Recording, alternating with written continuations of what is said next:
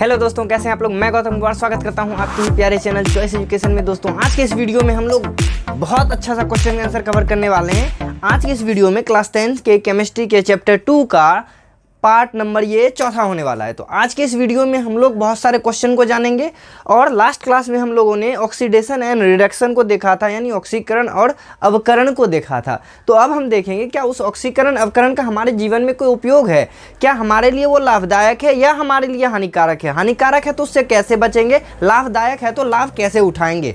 और अंत में इस चैप्टर में दहन ज्वाला के बारे में पढ़ना है और चैप्टर पूरा खत्म होने वाला है। लेकिन उससे पहले अभी तक जो पढ़े हैं उससे कुछ निचोड़ के मैंने क्वेश्चन निकाला है ना। और ये क्वेश्चन आपका बोर्ड पूछता है, तो इस क्वेश्चन को एक बार पहले देख लेते हैं। और हाँ, इसमें आज एक एक्सपेरिमेंट भी करने वाले हैं हम लोग। कौन सा वाला? मैग्नीशियम वाला। कहाँ गया जी, दिख ही नहीं रहा। ये रहा। इसको हम एक्सपेरिमेंट में भी आज करने वाले हैं। तो आगे बढ़ाया जाए, चलिए स्टार्ट करते हैं अपने प्यारे से क्वेश्चन आंसर के साथ बिना टाइम को वेस्ट किए। क्वेश्चन नंबर 1 है कि लोहे को कॉपर सल्फेट के विलयन में डाला जाता है तो क्या होता है। जैसे यहाँ पे लिखा, आधा क्वेश्चन यहाँ पे लिखा हो क्या होता है जब, दूसरा क्वेश्चन है ऐसा क्यों।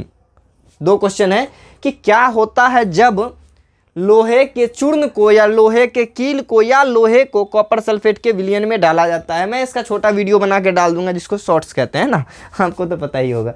तो उसमें मैं डाल दूंगा क्या होता है जब कॉपर सल्फेट के विलयन में लोह चूर्ण को डाला जाता है। पहला क्वेश्चन है, मैं यहाँ पे इसका आंसर लिख रहा हूँ। आंसर वैसे आप लोगों को पता ही होगा।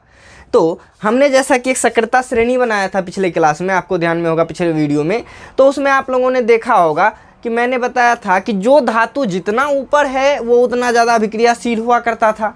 तो इसमें हम लोग उसी को इस्तेमाल करने वाले हैं।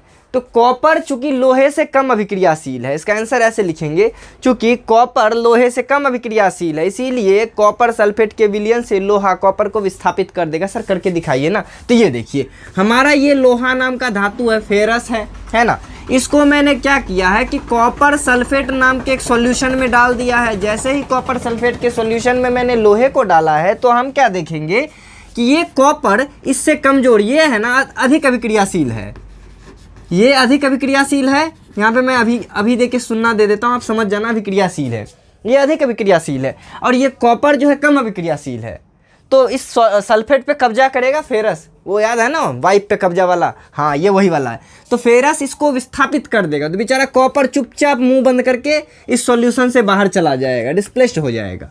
अब जो बचेगा सल्फेट, उसके साथ ये शादी कर लेगा, यानी बना देगा फेरस सल्फेट नाम का सॉल्यूशन बना देगा। और इस दौरान क्या होगा, चूंकि ये कॉपर सल्फेट है तो इसका रंग नीला होता है। और जैसे ही इसमें हम लोग लोहा डालेंगे तो इसका रंग हो जाएगा हरा, है ना, क्योंकि फेरस सल्फेट का तो रंग हरा होता है। और हमने पढ़ रखा है कि रासायनिक अभिक्रिया में रंग में तो परिवर्तन आता है। तो यही हो गया इसका आंसर। हम कैसे लिखेंगे कि जब लोह चूर्ण को कॉपर सल्फेट के विलयन में डाला जाता है तो लोहा कॉपर सल्फेट के विलयन में उपस्थित कॉपर को विस्थापित कर देता है, जिसका मुख्य कारण है अभिक्रियाशीलता, है ना, सक्रियता श्रेणी कह सकते हैं हम लोग। अभिक्रियाशीलता, यहाँ पे फेरस ज्यादा अभिक्रियाशील है कॉपर से। तो हम लोग यही चीज लिखते हुए लास्ट में ये भी लिखेंगे कि इस अभिक्रिया के दौरान कॉपर सल्फेट जो नीले रंग का था फेरस सल्फेट बनने के बाद हरा हो जाता है। और हाँ, इसका आपको हैंड रिटन नोट चाहिए तो मैं अंतिम में बता दूंगा वो आपको कहाँ मिलने वाला है। तो ये रहा आपका क्वेश्चन का आंसर, पहले क्वेश्चन का। उसके नीचे आपको ये इक्वेशन बना के ये सब चीज़ करके बक्से में बंद कर देना, जैसा मेरे कॉपी में किया हुआ है, आप वहाँ पे देख लेना। दूसरे नंबर क्वेश्चन पे चलते हैं। सर बता दो ना कहाँ पे मिलेगा, भाग जाते हो आप लोग, समझदार हैं हम भी, अब समझ रहे हैं आप लोगों को। अगला क्वेश्चन है कि चूने के पानी में फूंक मारेंगे तो क्या होगा। सर क्या सब बेहुदा सा क्वेश्चन लिख के रखे हैं। इस क्वेश्चन में तो कोई हुदा ही नहीं, ये तो बेहुदा क्वेश्चन है। अरे हुदा है, हुदा है। आप लोग अजय हुडा पे चले गए क्या? नहीं, दूसरा हुदा है। यहाँ पे देखिए, जब ये देखिए हमारा चूने का पानी है, अर्थात उसका फॉर्मूला होगा CaOH का होल 2। मैंने बता रखा है कि यदि चूना बिना बुझा हुआ है, यानी सूखा चूना है, कली चूना है, तो उसका फॉर्मूला CaO यानी कैल्शियम ऑक्साइड हुआ करता है। लेकिन जैसे ही पानी दे देते हैं तो कैल्शियम हाइड्रोक्साइड हो जाता है। और कैल्शियम हाइड्रोक्साइड का फॉर्मूला कैसे बना, मैंने रासायनिक सूत्र लिखने वाले फॉर्मूला में बता रखा है। तो आप वीडियो देख भी सकते हैं यूट्यूब पे, how to write chemical formula by Gautam sir. तो ये रहा हमारा कैल्शियम हाइड्रोक्साइड। कहता है क्या होगा जब इसमें फूंक मारेंगे। तो देखिए, इसमें जैसे ही हम लोग मारेंगे फूंक, अर्थात देंगे कार्बन डाइऑक्साइड। बोले सर हाँ, अब आया लॉजिक का बात। तो आपको ऐसे भी क्वेश्चन पूछा जा सकता है, क्या होता है जब कैल्शियम हाइड्रोक्साइड सॉल्यूशन में कार्बन डाइऑक्साइड का रिएक्शन कराया जाए। तो ये बनेगा क्या, ध्यान से देखिए, ये बना देगा CaCO3 बनाएगा, प्लस में H2O बना देगा, तो प्लस H2O को भी लिख देना चाहिए। इस दौरान ये जो कैल्शियम कार्बोनेट है, चूंकि कैल्शियम कार्बोनेट यानी संगमरमर यानी मुर्गी के अंडा का छिलका है ना, यानी बोला जाए तो ये चौक, कैसा रंग है भाई साहब, सफ़ेद। तो चूना का पानी नॉर्मली आपको कम ब्राइटनेस वाला दिखेगा, वाइट कम होगा, लेकिन जैसे ही आप इसमें फूंक मारिएगा ना, इसका रंग हो जाएगा दूधिया, मतलब दूध ऐसा रंग हो जाएगा। तो इसका आंसर हो गया। हाँ सर इतना ही लिखना है, अरे बस और क्या, केमिस्ट्री में बस इतना ही लिखना होता है। लिखेंगे कि जब चूने के पानी में फूंक मारा जाता है तो इस दौरान हमारे श्वसन क्रिया के दौरान निकलने वाला कार्बन डाइऑक्साइड चूना पानी अर्थात CaOH कैल्शियम हाइड्रोक्साइड से अभिक्रिया करके कैल्शियम कार्बोनेट तथा जल का निर्माण करता है। इस दौरान इस विलयन का रंग दूधिया हो जाता है। That's all my your honour, that's all. चलिए तीसरे नंबर क्वेश्चन पे चलते हैं। तीसरा क्वेश्चन कौन सा सर जी बताइए ना, बहुत जल्दी हो जाएगा, छोटा छोटा क्वेश्चन। सोडियम क्लोराइड के जलीय विलयन में विद्युत धारा प्रवाहित किया जाए। मैंने एग्जांपल पिछले क्लास में दिया था, ये भी पूछा हुआ क्वेश्चन है। तो ये देखिए, ये मेरा है एक सोडियम क्लोराइड का सॉल्यूशन एक बीकर में। ये जो सॉल्यूशन है किसका है, ये सोडियम क्लोराइड का सॉल्यूशन। चलिए बहुत अच्छी बात है, सॉल्यूशन तो है। मैंने क्या बोला कि इसमें क्या होगा यदि विद्युत धारा प्रवाहित किया जाए। तो लीजिए मैं विद्युत धारा भी बना देता हूँ प्रवाहित करने के लिए। यहाँ पे ये मेरा बैटरी है, ये प्लस ये माइनस, प्लस यानी हमारा हो गया एनोड। आपको ये पिक्चर भी बनाना एग्जाम में। माइनस यानी हो गया कैथोड, कैथोड हो गया। अब देखिए ये जो माइनस है यानी कैथोड है, इस पे सोडियम आयन आके चिपकेगा और इस पे क्लोरीन आके चिपकेगा, यानी क्लोरीन गैस का बुलबुला बगल से निकलेगा। तो हम लोग इसी को लिख देंगे अपने भाषा में। कैसे सर लिखेंगे, बोलेंगे जैसे ही सोडियम क्लोराइड के जलीय विलयन में विद्युत धारा प्रवाहित किया जाता है, यहाँ पे लिख दीजिएगा विद्युत धारा प्रवाहित किया जाता है, तो सोडियम क्लोराइड विघटित होकर के सोडियम आयन और क्लोरीन आयन में टूट जाता है, जिसमें सोडियम सोडियम कैथोड पर जमा हो जाता है, क्योंकि सोडियम प्लस होता है, कैथोड माइनस होता है ना, तो माइनस पे प्लस चिपकता है, मैंने बताया था ना। तो सोडियम कैथोड पे चिपक जाता है और क्लोरीन गैस एनोड पर मुक्त होता है। बस इतना ही आपको लिखना है, समझ गए। चलिए उसके बाद ये पिक्चर आपको बना देना। चौथे क्वेश्चन पे चलते हैं। आसान सा क्वेश्चन है, मज़ेदार सा क्वेश्चन है, करके भी देख लीजिएगा आप लोग, ये तो घर में कर सकते हैं। हाँ ये बिजली वाला तार नहीं लीजिएगा, उठा के आपको पटक देगा। आप लीजिएगा बैटरी वाला, वो 6 वोल्ट का बैटरी या 9 वोल्ट का। आप जाके HW वाला बैटरी आता है बहुत सारा, मैं तो ज़्यादातर HW का नाम जानता हूँ, इसीलिए बोले प्रचार कर रहे हैं सर, नहीं ऐसा कुछ नहीं। वो ब्लू रंग का एक बैटरी होता है ना, वो 10-15 रुपये में मार्केट में मिल जाएगा आपको, उससे कर लीजिएगा। ग्लास लीजिएगा आप सर, करके दिखा दीजिए। चलिए वो भी दिखा दूंगा। चलिए अगला क्वेश्चन है, क्या होता है जब कैल्शियम कार्बोनेट को गर्म किया जाता है। तो यहाँ पे लिखेंगे हम लोग, ये रहा हमारा CaCO3 अर्थात कैल्शियम कार्बोनेट। इसको जैसे ही गर्म करेंगे आप लोगों को पता है कि ये टूटेगा कैल्शियम ऑक्साइड और कार्बन डाइऑक्साइड के फॉर्म में। तो हम भी यही लिखेंगे कि जब कैल्शियम कार्बोनेट को गर्म किया जाता है तो कैल्शियम कार्बोनेट विघटित होकर के, अपघटित होकर के और क्या वियोजित होकर के कैल्शियम ऑक्साइड अर्थात कली चूना तथा कार्बन डाइऑक्साइड गैस का निर्माण करता है। ये आपका हो गया। अब नेक्स्ट है क्वेश्चन 5वां नंबर। पांचों क्वेश्चन को यहीं पे कवर कर लेते हैं। 5वां नंबर क्वेश्चन क्या कह रहा है कि जिंक में आंसर छूट गया, जिंक को H2SO4 या HCl में डालने पे क्या होगा। तो बोलेंगे हाइड्रोजन गैस मिलेगा। हाइड्रोजन एक ऐसा गैस होता है जिसको जलाने पे पॉप सा साउंड आता है, ठीक है। चलिए अब यहाँ पे देखिए हम लोग दिखाते हैं क्या हो रहा है। कह रहा है कि क्या होता है जब HCl में कार्बोनेट कैल्शियम कार्बोनेट जिंक को डाला जाता है ना, जिंक को जब कहाँ डाला जाता है, HCl में ये छूट गया क्या, अच्छा यहाँ है। जिंक को HCl या H2SO4 में डाला जाता है। तो देखते हैं HCl से करवा के देख लेते हैं। जिंक को मैं डाल रहा हूँ HCl में, H2SO4 वाला मैंने बहुत बार करवा रखा है ना वीडियो में। चलिए तो ये जैसे ही डालेंगे यहाँ पे एक रिएक्शन होगा जिससे बन जाएगा जिंक क्लोराइड बन जाएगा। हाँ जिंक क्लोराइड बन जाएगा, प्लस में इसके साथ निकलेगा हाइड्रोजन का गैस। इसमें भी हाइड्रोजन गैस मिलेगा। क्यों जानते हैं, अगले चैप्टर में हम लोग पढ़ेंगे कि जब भी कोई मेटल एसिड से रिएक्ट करेगा तो हाइड्रोजन गैस किसी भी सूरत में निकालेगा। कौन सा गैस निकालेगा, हाइड्रोजन वाला। चलिए, या फिर यहाँ पे हम लोग कर सकते थे जिंक प्लस H2SO4 यानी सल्फ्यूरिक एसिड, तो बन जाएगा जिंक सल्फेट प्लस में हाइड्रोजन गैस बनेगा फिर से। तो ये लिखो या ये लिखो, बात वही है। और एक लास्ट क्वेश्चन, छठा क्वेश्चन, क्या होता है जब HCl में कैल्शियम कार्बोनेट को डाला जाता है? ये सारा का सारा इंपॉर्टेंट क्वेश्चन, इसीलिए आप भी इसको इंपॉर्टेंट समझ के ही पढ़ना है आप लोगों को भी। तो यहाँ पे तो जगह नहीं बच रहा है, मैं कहाँ पे लिख दूँ इसको? ऊपर लिख दूँ क्या?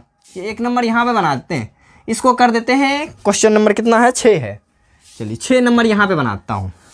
कहता है क्या होता है जब HCl में कैल्शियम कार्बोनेट को डाला जाता है? तो डालो ना, कैल्शियम कार्बोनेट को हम लोग डाल रहे हैं HCl में, हाइड्रोक्लोरिक एसिड में। तो यहाँ पे भयंकर सा रिएक्शन होगा, यहाँ पे ड्यूअल डिस्प्लेसमेंट काम करेगा। यहाँ पे बन जाएगा कैल्शियम क्लोराइड प्लस में बन जाएगा H2O बन जाएगा, प्लस में बन जाएगा कार्बन डाइऑक्साइड गैस। अब इसको बैलेंस करना आपके पास का काम है, तो आप कर लेना। तो इससे आप कार्बन डाइऑक्साइड गैस बनाना चाहते हैं ना? अरे चाहते हैं कि नहीं चाहते हैं? हाँ बोले सर बना लेंगे, उसको क्या करें? पिएंगे। कार्बन डाइऑक्साइड हमारे हानिकारक है। चेक कैसे करेंगे? आप जैसे ही कोई जलती हुई मोमबत्ती के पास उसको ऐसे करके ले जाइएगा, मोमबत्ती बुझ जाएगा। बनाना बहुत ही आसान है। मैं बहुत जल्द मैं कोशिश कर रहा हूँ सारा एक्सपेरिमेंटल वीडियो आपके लिए अपलोड करने का, और वो कर भी लूँगा, टेंशन मत लो। थोड़ा सा भी परेशान हूँ। देखिए कैल्शियम कार्बोनेट को जैसे HCl से रिएक्ट करवाएंगे तो पहला तो मेरा लवण बनेगा CaCl2 कैल्शियम क्लोराइड, फिर H2O बनेगा, और फिर लास्ट में निकलेगा कार्बन डाइऑक्साइड नाम का गैस। अब देखिए यहाँ पे बैलेंस नहीं है, बैलेंस आप लोगों का काम है करने के लिए। यहाँ पे देखिए 2 लगा दें तो हाइड्रोजन 2 है, हाइड्रोजन 2 है, क्लोरीन 2 है, क्लोरीन 2, ये तो कंप्लीट हो गया।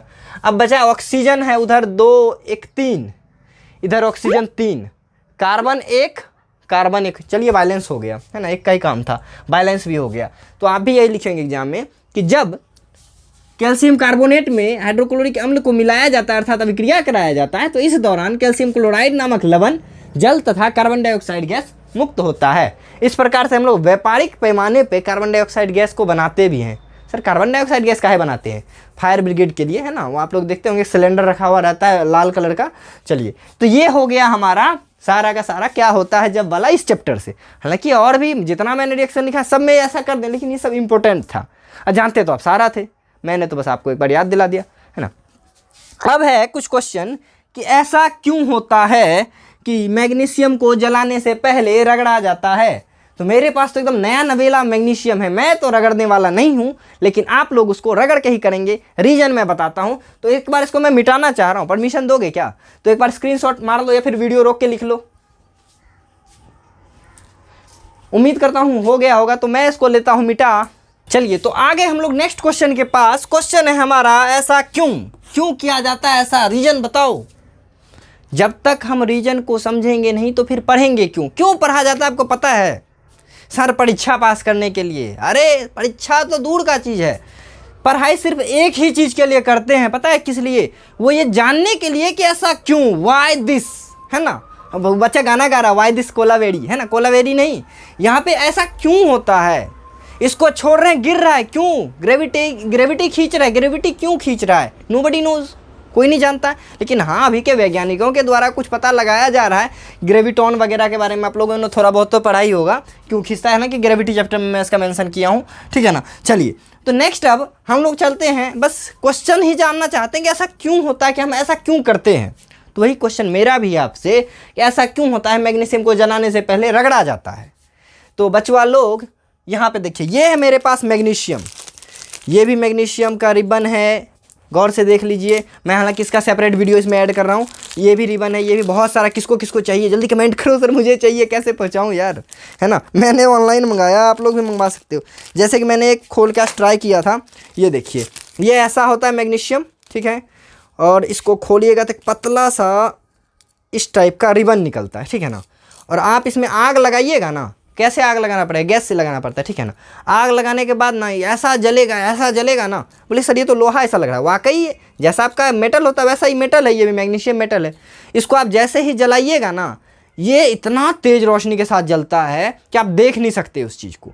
सही से कैमरा में रिकॉर्ड नहीं हो रहा है इस चीज़, मतलब सही से कैमरा में आ नहीं रहा है, फोकस लॉग नहीं हो पा रहा है। ऐसा चीज़ है ये, भयंकर सा चीज़। इसको जैसे लॉक करते हैं पूरा बैकग्राउंड ब्लैक। अब वो दिखाने वाला हूँ, उसके बाद में पहले पढ़ लो इस चीज़ को, फिर इसी में ऐड कर रहा हूँ, टेंशन मत लो। तो इसको मैं फिलहाल तो हटा देता हूँ, जिसको चाहिए कमेंट करना, मैं बजाऊँगा घर पे जाके। मजाक कर रहा था, घर तो देखा भी मैंने नहीं है आप लोगों का, बताते भी नहीं हो ना मेरा घर कहाँ पे है सर, कम से कम डिस्ट्रिक्ट का मेंशन कर दो। चलो आते हैं मैग्नीशियम के पास। तो ये रहा अपना मैग्नीशियम। हमने पढ़ा था कि मैग्नीशियम एक ऐसा मेटल है जो वो जो श्रेणी मैंने दिखाया था उस श्रेणी के बीच में लगभग ऊपर से ही आता है, और जो ऊपर से जाता है वो जल्दी ऑक्सीजन से रिएक्ट कर लेगा। तो इसको हम बोले या ना बोले, उसको जो फेंके हैं ना कुछ देर में वो काला हो जाएगा, मतलब कि रात भर में तो हो ही जाएगा। क्यों? क्योंकि मैग्नीशियम इससे रिएक्ट करके बना देगा मैग्नीशियम ऑक्साइड, ठीक है ना, मैग्नीशियम ऑक्साइड बना देगा। और मैग्नीशियम ऑक्साइड, ऊपर में ऑक्साइड का एक परत चल जाएगा जिससे जलाना इसको कठिन हो जाएगा। अब हम क्या करेंगे, इस मैग्नीशियम को, ये तो मेरे पास एकदम बिल्कुल नया है, पन्नी में पैक था, इसीलिए प्लास्टिक में ये पैक था, इसीलिए नहीं जंग लगा है। नहीं तो क्या करेंगे, इसको रखा जाता है ना, सेरेस पे जो होता है ना, सेरेज पेपर, उससे ना रगड़ा जाता है इसको। एक आता है ना बालू वाला पेपर, क्या क्या उसको क्या तो कहा जाता है, सेरेस पेपर ही शायद कहा जाता है, सेरेस पेपर यार, सॉरी नहीं बोल पा रहा हूँ, तो मुझे ज़्यादा आइडिया नहीं उसके बारे में। उससे रगड़ा जाता है। अरे वो नहीं, वो मिल रहा है ना, चक्कू लीजिए, चक्कू से भी रगड़ दिया जाता है। लेकिन मेरा तो नया नवेला है, मैं क्यों रगड़ूँ, अभी ऑक्सीजन से नहीं मिलने दिया मैंने इसको। अब मिलेगा, बहुत लेट से रिएक्शन करेगा, ऐसा नहीं कि मिलने नहीं दिया, कौन रोक सकता है ऑक्सीजन से मिलने से, है ना, कोई नहीं रोक सकता है। तो चलिए इसको हम लोग आगे बढ़ाते हैं। तो हम बोलेंगे कि मैग्नीशियम को ऑक्सीजन की उपस्थिति में ले जाते ही मैग्नीशियम ऑक्साइड नाम का एक, ये देखिए, ये मैग्नीशियम का रिबन है ना, इसके ऊपर पतला सा ना कोटिंग हो जाता है। किस चीज़ का कोटिंग? तो मैग्नीशियम ऑक्साइड का कोटिंग हो जाता है, जो कि इसको अब जलने से रोक देगा। जलाएंगे तुरंत बुझ जाएगा, थोड़ा देर जलेगा फिर बुझ जाएगा। लेकिन नया जब पूरा रगड़ दीजिएगा ना, चमक जाएगा ना, तब वो जलते जलते बुझेगा नहीं।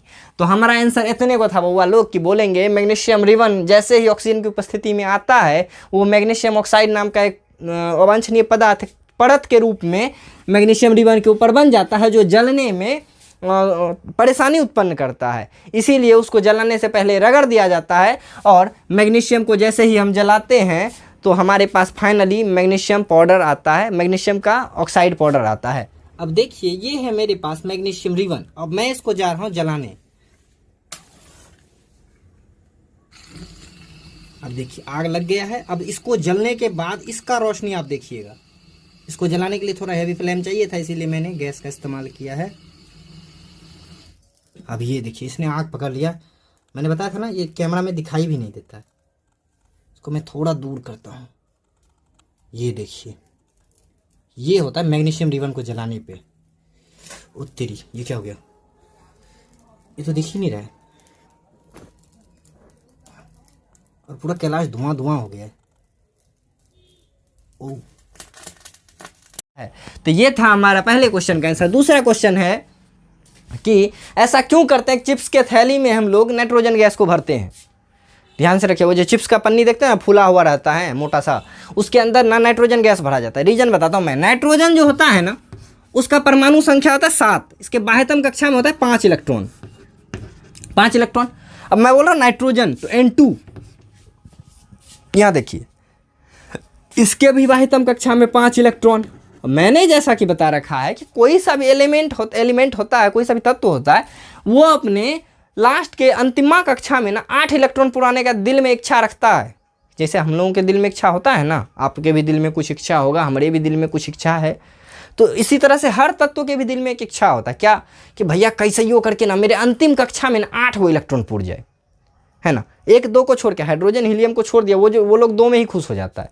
लेकिन बाकी लोग को कहता है 8 पुरना चाहिए मेरे अंतिम कक्षा में। इसी चक्कर में ये नाइट्रोजन क्या करेगा, इससे रिश्तेदारी कर लेगा, ये बनाएगा एक सहसंयोजी बंधन। अब देखिए 1 2 3 4 5 6 7 8 तो इसका पुर गया। अब इसकी बारी, तो ये भी बोलेगा भैया तुम बनाए हो तो हम कैसे शांत रहें, ये भी बना लेगा। तो इस दौरान नाइट्रोजन के बीच में त्रिबॉन्ड बनता है। अब 2 जो एक्स्ट्रा रह गया उसको हम कहीं पे भी दिखा सकते हैं। अब ये नाइट्रोजन किसी और से रिएक्ट ही नहीं करेगा। अब हम इसको चिप्स में डाल दें या फिर सोडियम में डाल दें, ये अब रिएक्ट नहीं करने देगा किसी को। इसीलिए हम लोग क्या करते हैं, नाइट्रोजन में ना, लिक्विड नाइट्रोजन में आप यदि बल्ब देखें ना, बल्ब उसका फिलामेंट देखिएगा। ये विद्युत धारा चैप्टर में वो एक्सपेरिमेंट मैं आपको दिखाऊंगा कि बल्ब जो होता है उसका फिलामेंट ना तुरंत ऑक्सीजन से रिएक्ट करके जल जाएगा। उसको इसीलिए कांच से कवर करके उसमें नियोन गैस या फिर आर्गन गैस भर दिया जाता है। लेकिन हम लोग नाइट्रोजन में भी डाल के उसको बचा सकते थे, लेकिन नाइट्रोजन थोड़ा महंगा पड़ जाता है और थोड़ा अनस्टेबल ज़्यादा होता है उन लोगों की तुलना में, इसीलिए इसको नहीं भरा जाता है। चलिए, तो ये हमारा आंसर। सर आंसर कहाँ हुआ? तो हाँ, बस आंसर का सब कुछ हो गया। आपको बताना है कि हम जानते हैं नाइट्रोजन से सहसंयोजी बंधन बना के N3, मतलब ऐसा बना दीजिएगा, ये स्ट्रक्चर ये बना लेता है, जिसके कारण यह नाइट्रोजन अब किसी अन्य गैस से या किसी अन्य पदार्थ से अभिक्रिया नहीं करता है और हमारे थैली में रखा चिप्स बहुत ही सुरक्षित रहता है। ठीक है ना? तो इसीलिए हम लोग किसी भी चिप्स के थैली में नाइट्रोजन गैस का इस्तेमाल करते हैं। सही से समझ में नहीं आया? फिर से मैं बताता हूँ कि नाइट्रोजन के बाह्यतम कक्षा में 5 इलेक्ट्रॉन होता है। यह दूसरे नाइट्रोजन से इलेक्ट्रॉन के साझेदारी से सहसंयोजी बंधन बनाता है जो N2 के फॉर्म में आता है। अब यह नाइट्रोजन पूर्ण रूपेण अस्थायी हो गया है। यह अब किसी अन्य पदार्थ से अभिक्रिया नहीं करेगा, जिससे हमारे पन्नी में या हमारे चिप्स के थैली में रखा चिप्स ऑक्सीजन से भी रिएक्ट नहीं कर पाएगा, क्योंकि इसके प्रेजेंस में ऑक्सीजन भी नहीं आएगा और वो सुरक्षित भी रह जाएगा। ठीक है ना? तो ये था हमारा ऐसा क्यों वाला क्वेश्चन। अब चलते हैं नेक्स्ट वाले क्वेश्चन पे। नेक्स्ट वाले क्वेश्चन पे क्या कि हमारे लाइफ में इस ऑक्सीजन का, इस ऑक्सीडेशन रिएक्शन का, इस ऑक्सीकरण अभिक्रिया का क्या महत्व है, तो इसको मिटा लेते हैं। तो आ गए हैं कि हमारे जीवन में ऑक्सीकरण अभिक्रिया का क्या महत्व है। तो महत्व भी लिख ही देता हूँ, यहाँ पे मैं लिख देता हूँ महत्व, कि हमारा ये जो हमारे लाइफ इतना आसानी से हम लोग अपने लाइफ को जीते हैं, क्या ऑक्सीडेशन रिएक्शन का कोई इम्पोर्टेंस है इस लाइफ में? तो चलिए इस इम्पोर्टेंस को देखते हैं खाना पचाने के साथ साथ। खाना पचाने के साथ साथ याद रखिएगा, आप जो खाना खाते हैं ना, उससे आपको एनर्जी नहीं मिलता है। बोले तब कौन चीज़ मिलता है? उससे पेट भरता है। एनर्जी कैसे मिलता है वो पहला चैप्टर में बताएंगे हम लोग। अब देखिए यहाँ पे बायोलॉजी के पहला चैप्टर जल्दी आ रहा है। ठीक है ना? अब इस वीडियो में आप लोग इस जगह पे आप समझिएगा। पहले आप जो खाना खाते हैं ना, वो खाना आपके पेटवा में जो पहुंचता है ना, वो पहुंचता है फाइनली पच वच के ग्लूकोज के फॉर्म में, इस फॉर्म में पहुंचता है। ठीक है ना? अब इसको जब तक हम लोग ऑक्सीजन से रिएक्शन नहीं करवाएंगे तब तक एनर्जी नहीं बनेगा, यानी एटीपी नहीं बनेगा। अब इसको जैसे ही हम ऑक्सीजन से रिएक्शन करवाएंगे, हमारे पेट में ग्लूकोज पहुंच गया। अब जो सुट्टा लिए ना, अब सुट्टा से ऑक्सीजन गया अंदर, सारा का सारा ऑक्सीजन पूरे बॉडी के सेल तक पहुंचा। सेल में माइटोकॉन्ड्रिया ग्लूकोज पे हथौड़ा चला रहा है, चलो भाई टूट जाओ टूट जाओ। अब जैसे ही ऑक्सीजन देके ठोकेगा ना, पट से एटीपी निकलेगा। कैसे सर जी? यहाँ देखिए, यहाँ पे निकलेगा कार्बन डाइऑक्साइड गैस, थोड़ा मात्रा में जल और बहुत मात्रा में ऊर्जा। और ये ऊर्जा किस रूप में निकलेगा? तो एटीपी ऊर्जा के रूप में निकलता है, एडोसिन ट्राइफॉस्फेट के रूप में निकलता है। यहाँ ध्यान से देखिएगा, हमारा ये जो था ग्लूकोज, इसको हमने ऑक्सीजन से जैसे ही अभिक्रिया करवाया, यहाँ पे कार्बन डाइऑक्साइड गैस बना, H2O बना, पसीना के रूप में, आंसू के रूप में, टॉयलेट के रूप में पानी भी निकलते रहता है। साथ ही साथ ऊर्जा का निर्माण हुआ। और ये ऊर्जा के बिना हम लोग नहीं चल सकते हैं, क्योंकि इंजन चलाने के लिए ऊर्जा चाहिए। और इतना बड़ा इंजन है, इसमें कितना कितना इंजन है, हम पढ़े थे ना। अब देखिए बैलेंस कर लेते हैं। 6 कार्बन 6 दूनी 12, 6 दूनी 12 हाइड्रोजन, 12 हाइड्रोजन, 6 दूनी 12 6 18 ऑक्सीजन। तो यहाँ कर देते हैं 6, 6 दूनी 12 6 18 ऑक्सीजन। आप लोग देख लीजिए, मैंने बैलेंस करना भी सिखा दिया। चलिए ये हमारा बैलेंस हो गया। तो पहला जो हुआ, ये जो इसका महत्व है, तो भोजन के उपचयन में, भोजन का उपचयन जो होगा ना, केस अच्छा, भोजन का जो उपचयन होगा, इसमें भी ऑक्सीकरण अभिक्रिया का ही योगदान है। आप जैसा कि देख रहे हैं, ऑक्सीजन का जुटना यानी ऑक्सीकरण अभिक्रिया। पहला तो मैंने बता दिया। अब तो खाली हम ही लोगों में नहीं होता है, पेड़ पौधा में भी होता है, ऐसा जानते हैं ना, समझ ही रहे हैं। चलिए दूसरा नंबर पे चलते हैं। और कहाँ सर इस्तेमाल होता है इस ऑक्सीजन उपचयन अभिक्रिया का? तो जितना भी आप लोगों का चीज़ जलता है ना, यानी दहन में यानी कंबशन में, जितना भी चीज़ जलता है ना, उस हर चीज़ के जलने में ऑक्सीजन का अहम योगदान है। बिना ऑक्सीजन का कुछ जल ही नहीं सकता। अभी देखेंगे दहन का क्या क्या शर्त था। और ये जो दहन है, दहन क्या है? दहन एक ऐसी प्रक्रिया है, कंबशन मतलब लहरना है ना, जिसको कहते हैं जलने लगना। कंबशन दहन एक ऐसी प्रक्रिया है जिसमें कोई सा भी दहनशील पदार्थ ऑक्सीजन के संपर्क में आने के बाद जलना प्रारंभ करता है, एक अपने तापमान पे जलना प्रारंभ करता है, जिससे हमको क्या मिलता है, ऊष्मा प्रकाश एवं कार्बन डाइऑक्साइड। कार्बन डाइऑक्साइड नहीं बोलते हैं, क्या कि हमको दहन से ऊष्मा प्रकाश का मतलब रहता है, ऊष्मा प्रकाश की प्राप्ति होती है, ठीक है ना। अब दहन में क्या होता है, जैसे देखिए यहाँ पे आपका CH4 नाम का मीथेन गैस था, इसको मैंने जैसे ही ऑक्सीजन से अभिक्रिया करवाया तो ये बना दिया कार्बन डाइऑक्साइड, साथ ही साथ बनाया H2O यानी जल बनाया, और प्लस में ऊष्मा एवं प्रकाश की उत्पत्ति की, ऊष्मा एवं प्रकाश की उत्पत्ति हुई। तो बस हो गया। क्या इस्तेमाल हुआ, तो आप देख ही रहे हैं कि बिना ऑक्सीजन का जलना भी संभव नहीं है। कभी कभी कुछ चीज़ बिना ऑक्सीजन की उपस्थिति में भी जल जाता है। जैसे आप क्लोरीन वाले गैस में मोमबत्ती को जलाओगे ना, तो मोमबत्ती जलेगा जरूर, लेकिन काला सा रोशनी दिखेगा, अंदर से पीला सा चमक नहीं निकलेगा, काला काला चमक निकलेगा। वो ऑक्सीजन नहीं, उस समय क्लोरीन जल रहा होगा, ठीक है ना। अब देखिए, तो हमने क्या देखा, मीथेन गैस को जैसे ही हमने जलाया वो कार्बन डाइऑक्साइड H2O तो बनाया, साथ ही साथ ऊष्मा प्रकाश मिला। हमको इन दोनों का मतलब होता है, इन दोनों का जरूरी होता है।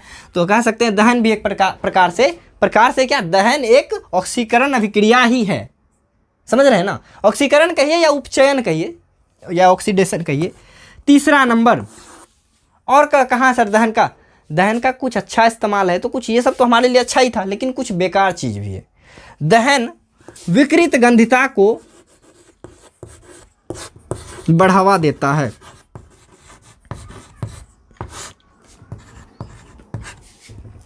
बोले सर विकृत गंधता क्या होता है, खाना का बासी होना समझते हैं ना, बस पढ़ना कुछ नहीं, खाना का बासी होना है विकृत गंधिता है।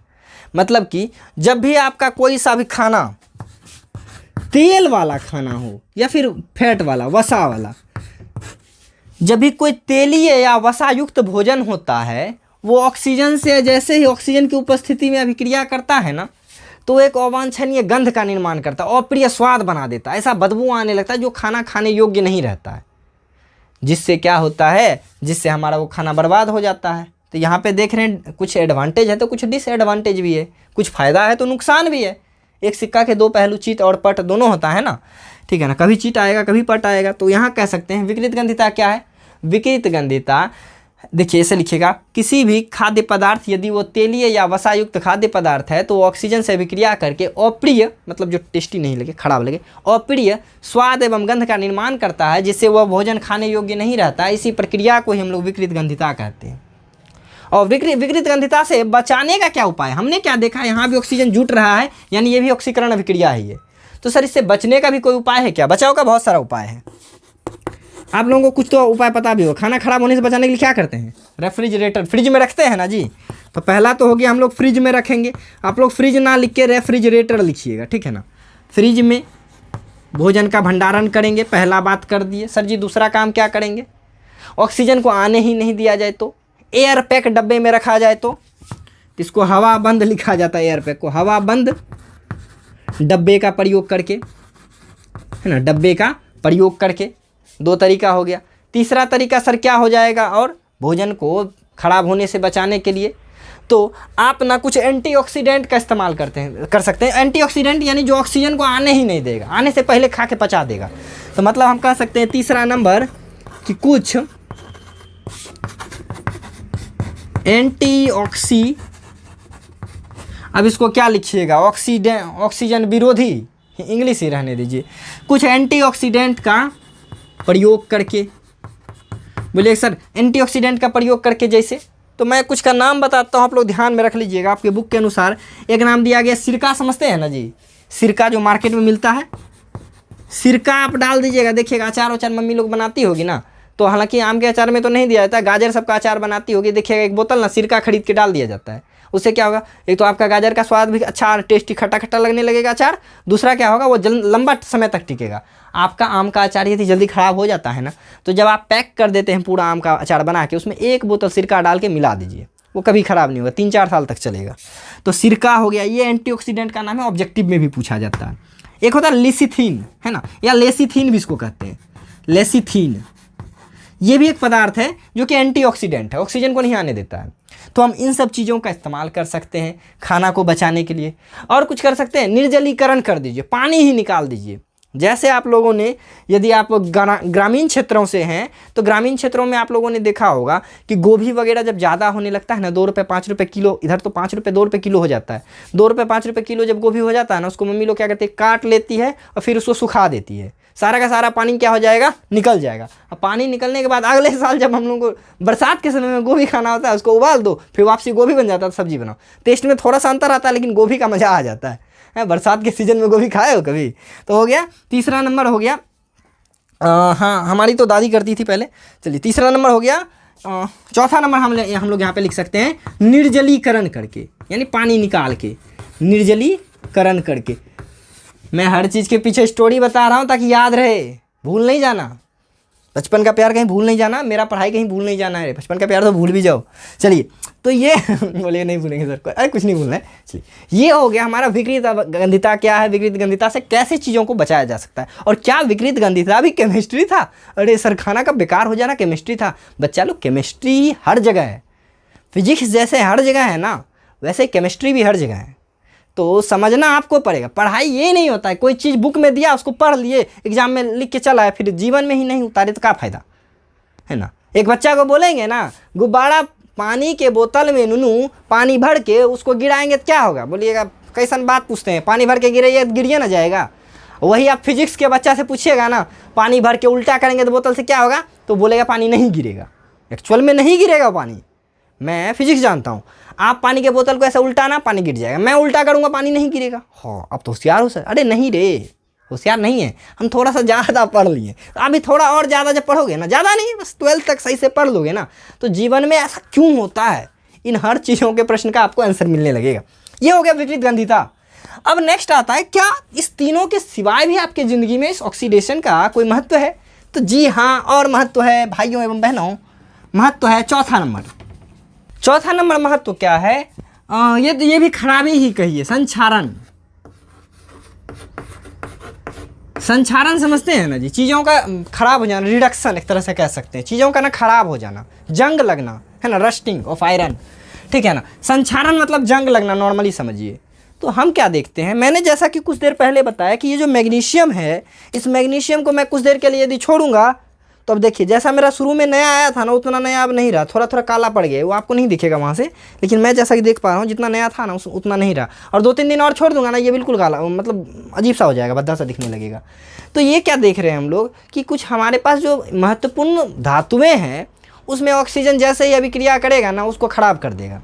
जैसे कि आप मानिए, हम लोग सोने का ही हार क्यों पहनते हैं? हम लोग नहीं, मतलब खास करके महिलाओं को देखे होंगे आप लोग, सोना का ये बड़ा सा पता नहीं क्या क्या पहनी हुई होती है ना, लंबा चौड़ा सा। अब सोना का ही क्यों पहनते? उसको लोहा का काहे ना पहनते हैं? पहन के जैसे निकलेंगे ना, पार्टी में जाते तो जंग लग जाएगा। कान में लाल कलर का लटकेगा, चमचमाता सा, एकदम प्लेटिनम सा, आयरन की तरह चमक। प्लेटिनम जैसा चमक आयरन का भी होता है, वैसा चमक, लेकिन प्लेटिनम टिका हुआ रह जाता है उस चमक पे। आयरन जाते जाते जंग लग जाएगा, कान में जंग लग जाएगा। सोचिए कितना मज़ेदार सा वो सीन होगा। तो हम लोग क्यों उसका इस्तेमाल नहीं करते जानते हैं? सिर्फ केमिस्ट्री की वजह से। थोड़ा सा केमिस्ट्री पढ़ लिए, इसीलिए लोहा नहीं पहन के सोना पहन के घूमते हैं। ससुरा तुम भी पढ़ लो, तुम भी सोना पहन के जाना, मैं लोहा पहन के चल जाना। हाँ, तुम लोग लोहा लेके घूमते हो। मज़े की बात। चलिए, संक्षारण है क्या, ध्यान से समझिए आप लोग।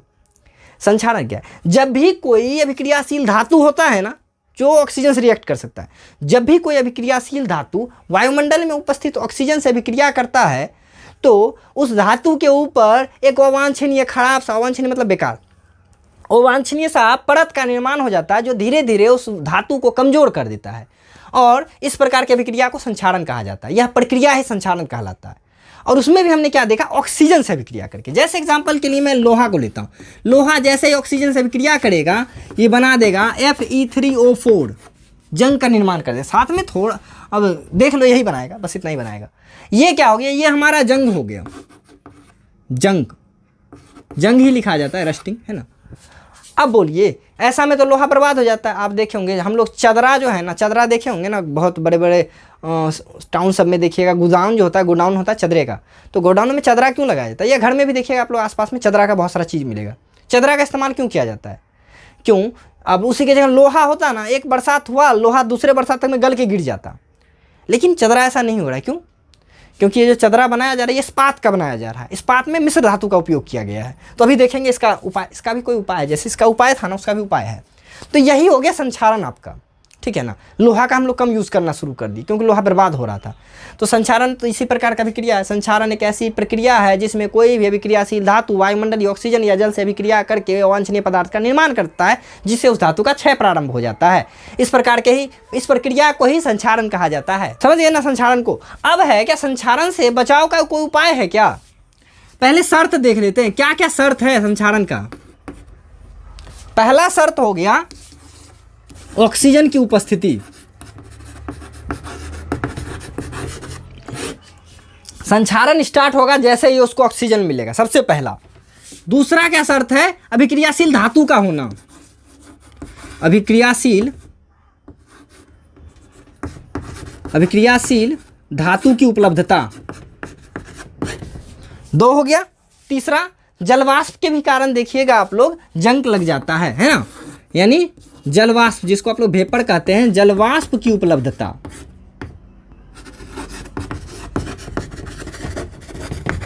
जलवाष्प की उपलब्धता ये भी एक रीजन है संक्षारण का। अब इतना सारा रीजन है, संक्षारण तो होगा ही। अब क्या बचाव का भी कुछ उपाय है? तो यहां देख लेते हैं बचाव, क्या क्या बचाव का उपाय है, संक्षारण से कैसे बचा सकते हैं चीज़ों को। सबसे पहला उपाय पेंट करके है ना, पेंट कर देते हैं ना, पेंट करके। जैसे ही हम लोग पेंट करते हैं देखिएगा उसका लाइफ बढ़ जाता है। क्यों? क्योंकि ऑक्सीजन ना पेंट के अंदर घुस ही नहीं पाता है, क्योंकि पेंट में तो हम लोग घुसते हैं अरे वो पेंट नहीं, वो वाला पुटिंग वाला पेंट है ना। तो हम लोग क्या देखते हैं, पेंट करने से किसी भी धातु का उम्र बढ़ जाता है। क्यों? क्योंकि उसमें ऑक्सीजन पहुंच नहीं पाएगा, ऑक्सीजन पहुंचेगा नहीं, जंग लगेगा तो धातु बचा हुआ रहेगा। दूसरा उपाय सर क्या है? प्लास्टिक का कोई कवर चढ़ा दो, उसको पेंट में इंक्लूड कर दो। यार कितना एक ही टॉपिक को मैं बताता हूँ, लिखूंगा कम। प्लास्टिक का कवर चढ़ा दो। प्लास्टिक का कवर जैसे आप चढ़ाओगे तो वहाँ पे ऑक्सीजन नहीं जाएगा। जैसे कि आप लोग देखें टेप मार दिया जाता है बहुत चीज़ों पे। आप नॉर्मली एक तार लीजिएगा जिसमें आप जोड़ के रखे हैं, घर के बाहर छोड़ दे, कुछ दिन में देखिए वो कार्बन पकड़ लेगा उस पर, है ना, जिसको जंग लगना कहते हैं हम लोग, वो हो जाएगा। लेकिन उसमें टेप मार दीजिए, देखिए बहुत दिन तक खराब नहीं होगा। ऐसे नॉर्मली खराब हो जाता है। क्यों? वहाँ भी संक्षारण स्टार्ट हो जाता है। तो प्लास्टिक का कवर लगा के। तीसरा और काम ग्रीस लगा करके। ग्रीस समझते हैं ना जी, ग्रीस वो जो साइकिल वगैरह में दिया जाता है फ्री रहने के लिए, है ना, ग्रीस का इस्तेमाल करके। ग्रीस के साथ मोबिल का भी इस्तेमाल किया जाता है ना, मोबिल का इस्तेमाल करके। मोबिल है, गोबिल नहीं पढ़ लीजिएगा। चलिए तीसरा नंबर, और कैसे बचाएंगे सर? बहुत अच्छा उपाय है, मिश्र धातु का उपयोग करके।